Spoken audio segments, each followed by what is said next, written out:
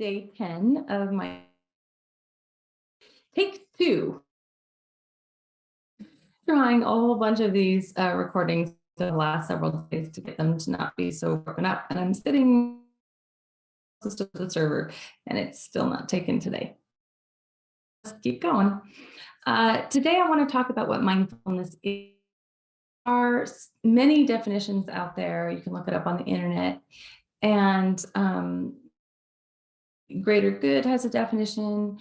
Probably the most popular definition is Jon Kabat-Zinn's definition of mindfulness, and he's the one who kind of coined mindfulness-based stress reduction. And all of them have some similarities. They all talk about being fully present and aware of our thoughts, aware of our body and our sensations, aware of our surroundings. Jon Kabat-Zinn takes it a little bit further and talks about non-judgment.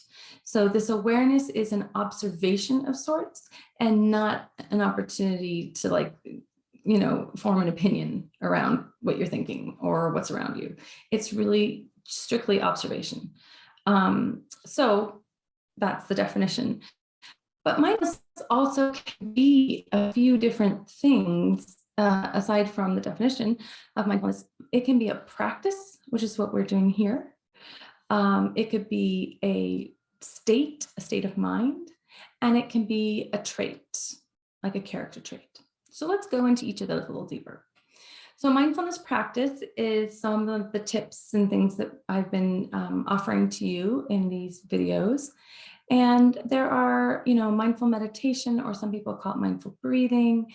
There's mindful walking, mindful listening, mindful eating, mindful drawing. There's things like loving kindness, and there's also body scans, which I'd like to get into that a little bit more. So tomorrow we'll do a dive into body scans. So that's the practice.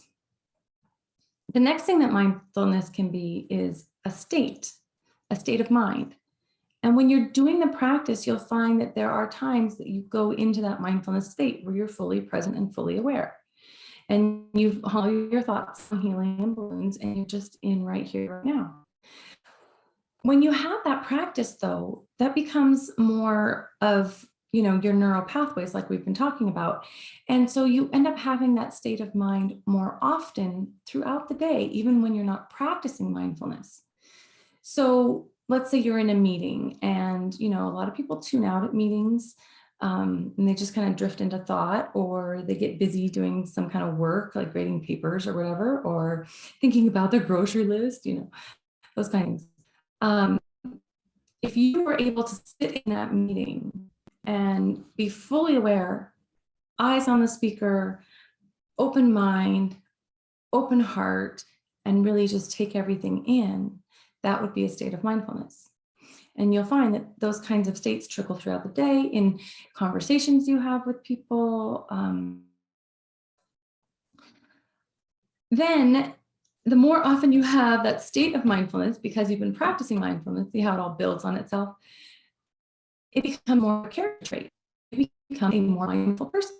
And you really are aware of your thoughts, your actions, your feelings, things around you, other people's feelings, so on and so forth. And one of the benefits of it as a character trait is you probably won't put your foot in your mouth as often as you used to. I mean, you still will at times, because we're human and we make mistakes, but not as often, because you'll be more aware of what you're thinking and saying, and you'll process what other people are thinking and saying. So there'll be a slower response time, like seconds, and just really short, where you're able to process and respond more often than you react, right? And that just creates better relationships, better communication, and all of that. So when you have mindfulness as a trait, one of the benefits will be that you are a better communicator and you respond instead of blow up and react. That doesn't mean you won't ever blow up and react, because you will, but less than before. So anyway, I hope that helps you, and I'm looking forward to seeing you tomorrow for body scan. Okay, bye.